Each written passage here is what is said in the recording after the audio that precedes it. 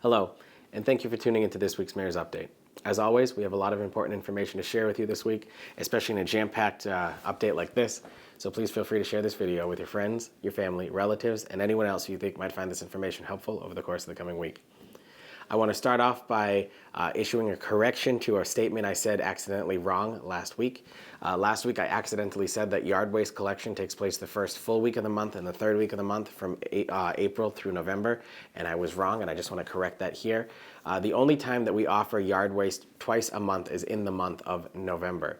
For every other month in April through October, we only offer yard waste pickup curbside on the first full week of the month. And again, that takes place beginning April 2nd through 5th on your regular trash day. So all you have to worry about now is just yard waste happens the first week of the month, and we'll remind you about that special thing that we do in the month of November where we have it twice a month when we get closer to the fall. But I am sorry for saying that wrong last week and causing any confusion that may have caused. This past week we had the first day of spring, and while the weather certainly doesn't seem like it now at this half of the week, we did have some warm weather earlier, but the wind is certainly just as strong as it used to be before. So the Gardner Fire Department has asked us to just remind people about the extra fire hazards that happen when we have windy conditions like this. Burning permits are available at the Gardner Fire Department for different burning activities that you have, either for burning yard waste, campfires in the summer and things like that. But just do keep that in mind that with these windy conditions, there is a very high chance that that fire can spread a lot more easier. So we've been asked to just make a note that you keep that in mind as we begin to move forward. The Gardner Police Department's annual Citizens Police Academy is now accepting applications. This is a great opportunity to meet members of the Gardner Police Department and learn about how our police department operates and serves our community. The 2024 Citizens Academy will be held Wednesdays from 6 p.m. to 8 p.m. from May 1st through June 19th, and the applications can be obtained on the Gardner Police Department's Facebook page and website on our city's website. The applications are due by April 17th, and the class is offered for free, and every participant will get an Academy binder and a polo t-shirt as part of your participation in the Gardner Citizens Police Academy. So if you want to take advantage of that program, we highly recommend it to anyone who wants to get involved and see how things work in the police world here in the Cherry City. While we're talking about the police department, we also do want to remind people that since there's going to be a lot of community events that are coming up soon, but with the spring and the summer, that if there's ever any time that you'd like Rocky, our police dog, or Sully, our fire dog, to stop by your event, they are available at any time to make an appearance. Just call the respective departments, either the police department or the fire department, and let the chief know that you'd like them at your event, and they'll make sure to schedule that if it is possible in the schedules of both dogs and their families that take care of them. Speaking of dogs, the city clerk's office wants to remind everyone that there is only 1 week left to get your dog license before you face any fines, penalties, fees, or tickets. So you do want to stop by the city clerk's office or visit the city's website and fill out the application online. Again, if you are over the age of 70, you don't have to pay for your dog's dog license, but you do still have to register your dog with the city. If you are no longer in possession of your dog, either someone else owns your dog or your dog has unfortunately passed away, please be sure to let the city clerk's office know that that's the case so that we can update that in the system and you can avoid any fines, penalties, or anything like that. There are actually warrants issued if you don't register your dog within a certain amount of time and don't pay the fees, and we don't want to send anyone to court because you haven't registered your dog. It sounds somewhat trivial and silly, but it is an actual process outlined in state law. So we want to make sure that everyone avoids anything possible and doesn't have to pay any fines or fees that you don't have to pay if you just register your dog on time. So again, more information on that can be found at the city clerk's website. You can also register your dog online that way, or you can visit the city clerk's office in person here in room 121 next to the mayor's office on the first floor of Gardner City Hall. The DPW was pretty busy this past week. They built a brand new stone planter on the top of Monument Park twice. Unfortunately, someone drove through it after they built it, but it has since been repaired, and we're going to fix the tree that got damaged as a result of that as well. Just accidents happen, and someone drove through the planter before we could fill it. But that's going to be finished next week. So I want to say a special thank you to Gilbert and Matt from the DPW, who spent a lot of time building that planter box twice. It's always a little frustrating when you've just finished something and then you come back and it's knocked over and you have to redo the whole thing from start to finish. But they did it with a smile and laughed it off, and we really do have a great DPW crew that we have here in Gardner. And I'm really happy to be on the same team as them and see the committed work that they do for our city each and every day. And while we're talking about Monument Park, we just want to remind everyone that the concerts are planned again to take place this summer. The schedule is soon to be published. Flower pots around the city and the banners are also soon to be going out for people who'd like to sponsor those as well. The cost is $200 per flower pot or $200 per banner in the downtown area. We are reducing the number of flower pots that are going to be around the city this year. We had about 250 out last year. We're dropping that to about 125, we think, at this point right now. But we really had the extra ones out last year because of the parade and wanting to line the whole parade route with those.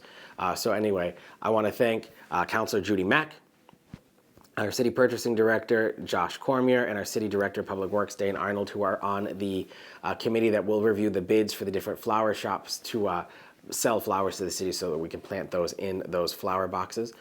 More information on that will be released as things progress closer towards the warmer weather and we can start the planting. But we are going to be releasing the sponsorship forms for all of those things very shortly. The bids are currently available also for the different islands and flower boxes around the city. So if you're interested in sponsoring one of those, contact Amber Labonte in the city's Community Development Department, and she'll be able to get a hold of you to give you all the paperwork that you need to fill out if you're interested in doing any of that. With the nicer weather coming around the corner, we hope very soon, the building department also wants to remind everyone that if you are having a yard sale by city ordinance, you actually are required to have a free yard sale permit. What that does, it just notifies the city that you're having people at your house for the purpose of a yard sale. If there's any traffic concerns or people who are, parking on the streets to get there, it just helps us to make sure that we can let our emergency crews know that if they have to go down that street, to keep an eye out if there's any yard sales happening there. So keep an eye out for that. The application is available online, and again, it's free. We don't charge people for having a yard sale. It's just so that we know where there could be a lot of people gathered or parked on the streets. This coming Friday is Vietnam Veterans Memorial Day, and that'll take place at 10 a.m. on the front lawn of Gardner City Hall. Is put on every year by the Vietnam Veterans of America local Greater Gardner chapter. And then the Vietnam Veterans of Foreign Wars Post 905 and the American Legion Post 129 will also be participating in that. I want to thank Jim Benton, who really puts on this event every year for the work that he's done with the Vietnam Veterans of America.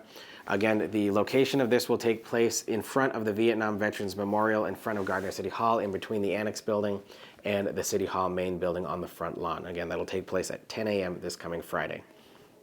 We had a couple of grand openings and ribbon cuttings and grand reopenings this past week, and a couple business announcements as well, so I want to make sure you're aware of those. Blue Spire Property Management had their ribbon cutting this past week over in the Central Park building. That's the big blue building now at downtown that was formerly the big white building. They are on West Line across the street from Priscilla Candy. So I want to welcome them to the city. They are a property management company that noticed how much Gardner was growing and wanted to get involved in the mix and rented out that storefront there. So happy to have them in the city. Tangway Jewelers had their grand reopening as they passed the ownership from one generation to the other. So congratulations to Seth on taking over the business, and Brian, congratulations on running the business for so many years. It was neat at the ribbon cutting. We got to have former Mayor Alan Agnelli there with Brian and his wife, who cut the ribbon at the original ribbon cutting when the business opened, and then at the same side, on the other side of the picture, was Brian's son Seth, who's taken over the building now, and then myself as the current mayor there too. So it was good to have both sets of ribbon cuttings represented there at that time, and great to see a local business continuing on in the city as much as they are there too. We're really lucky to have Tangway Jewelers here in Gardner. As we're talking about grand reopenings, Hometown Barber is having their grand reopening on March 30th over at the Central Park building next to Blue Spire, ironically, and next to the parking garage over on West Line Street. For space references, they're going to be passing it off to a new owner as well, so they'll be having their grand reopening at that time. Joint operations over on Timpani Crossroads, the brand new plaza near Starbucks, is having their ribbon cutting on April 20th. This coming year.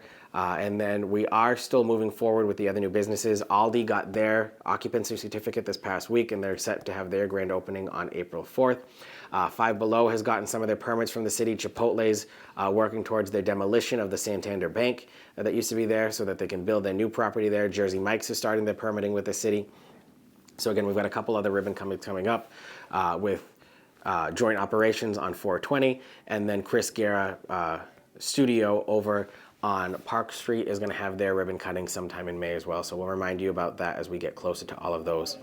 I want to let you also all know that we have a new business that has set to open up in probably late summer, early fall this year. Brilla Coffee out of Holden, spelt B-R-I-L-L-A, but the double L in Spanish has a Y sound, so Brilla Coffee is coming to Gardner.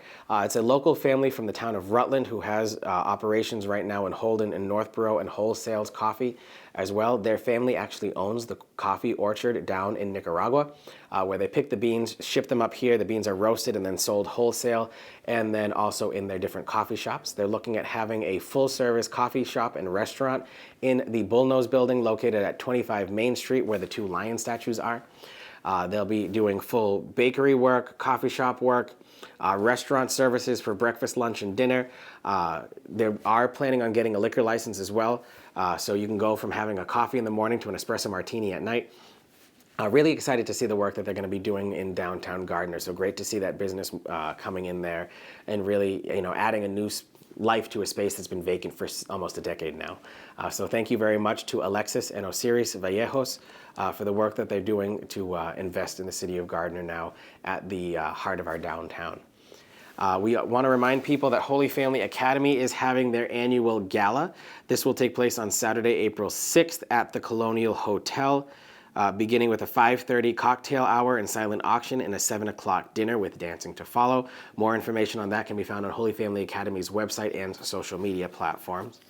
And lastly, we just want to close out with a couple things. One, we want to let people know that the Johnny Appleseed Trail Association, part of the Visit North Central Massachusetts Foundation and Mass Tourism Office, does put out these books on a quarterly basis, mainly a seasonal basis, that talks about all the different events happening in the North Central Massachusetts area throughout the coming season. So the new spring books are available for free here at City Hall, and we have a ton of them. So if you're interested in seeing what's happening around the city, make sure you pick one of these up and know what's happening here in our neck of the woods. And lastly, I want to close by saying a very special thank you, both personally and professionally, to our city's Human Resources Director, Deborah Pond, who has had her last day working for the city after 21 years this past week. Director Pond has worked in the city's Human Resources Office since 2001 when she was appointed by then Mayor Dan Kelly, and has been a very vital role in the city's administrations since then, with the 4 mayors that have been in office since then, the 2 acting mayors that have been in office since then, and all the people who have worked for the city in any capacity during that 20-plus year time frame. We're definitely going to miss her here, and we want to wish her luck on her best endeavors. So congratulations, Deb, and thank you very much for all your years of service to the city. That concludes this week's Mayor's Update. As always, if you have any questions on anything happening at all or stuff that we said here in these updates, you can feel free to contact me at any time. The upcoming City Council meeting, we're going to talk a little bit more in next week's update, because I expect there to be a ton of stuff on the agenda at that meeting that we're probably going to be walking through and explaining in next week's update. So again, any questions on things happening at all, you can feel free to contact my office at any time, email us here, and I look forward to speaking with you again next week, just before Easter. Thank you very much, and have a great day.